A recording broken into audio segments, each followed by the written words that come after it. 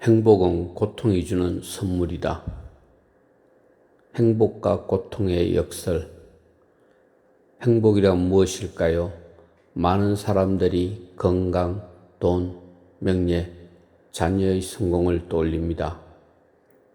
그런데 막상 다 가져도 마음이 회전할 때가 있지 않습니까? 우리가 진정으로 행복을 느끼는 순간은 언제일까요? 무언가를 성취했을 때, 사랑을 얻었을 때, 건강을 회복했을 때입니다. 그런데 이 모든 경우에는 반드시 그 이전에 결핍, 고통 혹은 상실이 있었습니다. 아픔을 겪지 않은 사람은 치유의 기쁨을 모릅니다. 배고픔을 모른다면 음식의 소중함을 느낄 수 없습니다. 행복과 고통은 서로 반대되는 듯 보이지만 실은 때려야 뗄 수 없는 관계입니다. 그래서 독일의 철학자 쇼펜하우어는 행복을 적극적인 쾌락이 아니라 고통이 사라진 상태에서 오는 안도감이라고 보았습니다. 즉, 행복이란 덧붙여지는 것이 아니라 빠져나가는 것에서 생깁니다. 이 역설을 이해할 때 우리는 인생을 조금 더 지혜롭게 바라볼 수 있습니다. 행복은 왜 잘 느껴지지 못하는가? 속담에도 이런 말이 있습니다.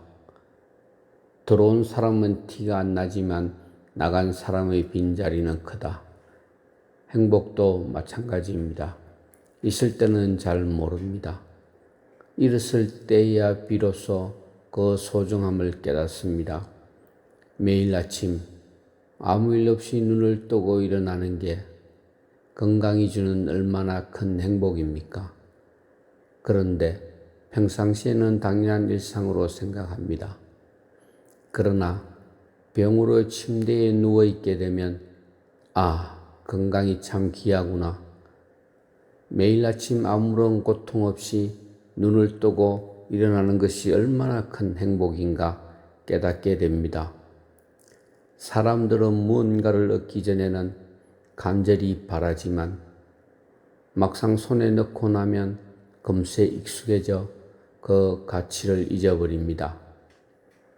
승진, 재산, 명예, 사랑, 그 순간에는 한이에 차지만 며칠이 지나면 곧 평범한 일상이 됩니다. 이처럼 행복은 쉽게 무뎌지고 잘 느껴지지 않습니다. 고통은 왜 더 선명하게 다가오는가? 반면 고통은 아주 작은 자에게도 강렬하게 다가옵니다. 몸에 작은 상처 하나만 있어도 우리는 그것에 온 신경이 쏠립니다. 이가 조금만 아파도, 무릎이 시큰거리기만 해도 하루가 힘들어지지 않습니까? 치통이나 두통 같은 작은 통증조차 일상의 기쁨을 송두리째 앗아갑니다. 고통은 인간의 생존과 직결되어 있기 때문입니다. 고통은 단순한 불편이 아니라 신체와 정신이 보내는 경고 신호입니다. 그래서 인간은 본능적으로 고통을 무시하지 못합니다. 독일의 철학자 쇼펜하우어는 바로 이 점을 지적했습니다. 행복은 쉽게 익숙해져 잘 체감되지 않지만 고통은 아주 작은 것도 선명하게 느껴진다는 것입니다. 그래서 인생에서는 행복을 더 크게 늘리려 애쓰기보다 고통을 줄이는 것이 훨씬 지혜로운 길이라 했습니다. 건강, 부, 명예와 행복의 관계. 행복을 이야기할 때 빼놓을 수 없는 것이 건강, 부, 명예입니다. 젊을 때는 돈, 명예, 지위가 행복을 보장할 거라 생각합니다. 그런데 정작 나이 들어보면 그렇지 않다는 걸 알게 됩니다. 돈이 많아도 건강을 잃으면 허무하고 명예가 높아도 마음이 편치 않으면 불행합니다.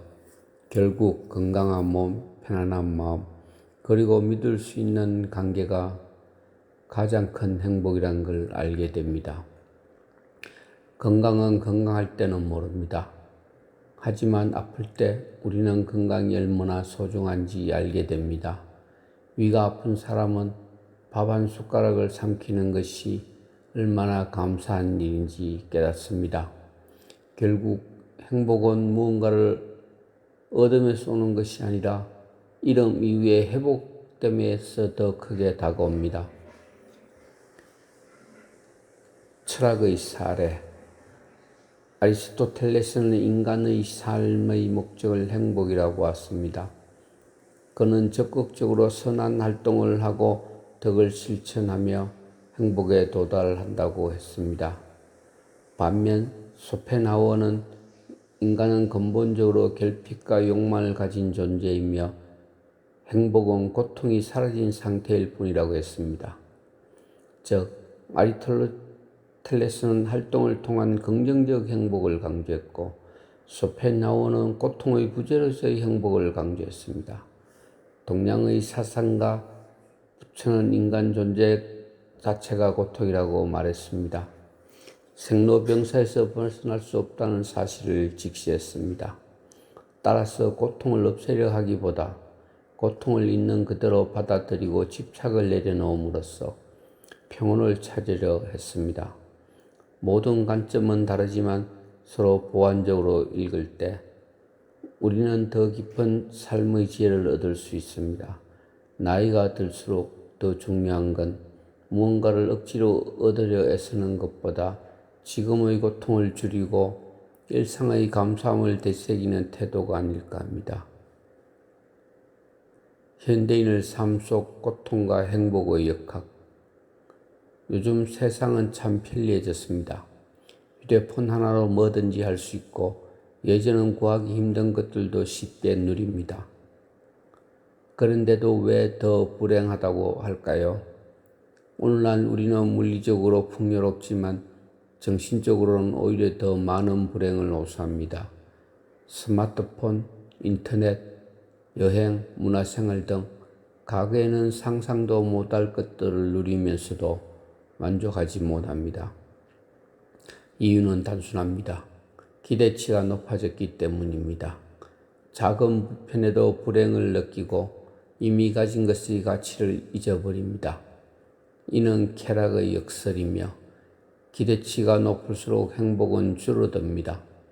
반면 고통은 아주 작은 문제에도 크게 증폭됩니다. 행복에 가까워지는 확실한 방법. 행복에 가까워지는 길은 단순합니다. 첫째, 고통을 줄이는 것입니다. 불필요한 욕망을 줄이고 무리한 경쟁을 멀리하는 것입니다. 둘째, 감사하는 습관을 가지는 것입니다. 밥을 먹을 수 있음에, 걸을 수 있음에, 대할 수 있음에 감사하는 것입니다. 이미 가진 것을 소중히 여길 때 비로소 행복을 느낄 수 있습니다. 셋째, 역설적 태도를 가지는 것입니다. 행복을 직접 추구하지 말고 고통의 원인을 줄여가는 과정 속에서 행복을 발견하시기 바랍니다. 넷째, 회복 탄력성을 가지는 것입니다. 어려움이 와도 이 또한 지나간다 생각하며 마음 다잡기 바랍니다. 역경을 이겨내는 힘이 클수록 작은 행복에도 크게 웃을 수 있습니다. 고통을 줄이는 삶, 행복을 키우는 삶. 행복은 꿈이고 고통은 현실입니다. 현실을 직시할 때 진정한 행복에 가까워질 수 있다는 뜻입니다. 행복을 늘리려 애쓰기보다 고통을 줄이는 데 집중하세요. 작은 통증을 돌보고 불필요한 욕망을 비우고 일상의 소소한 기쁨을 소중히 여기기 바랍니다. 행복은 어디 멀리 있는 게 아닙니다. 지금 내가 아프지 않고 사랑하는 사람과 밥 한 끼 나눌 수 있는 것, 그것이 바로 행복입니다. 그러면 어느 순간 깨닫게 될 것입니다. 아, 나는 이미 행복 속에 살고 있었구나. 여러분의 삶 속에 작은 행복이 늘 함께 하시길 바랍니다.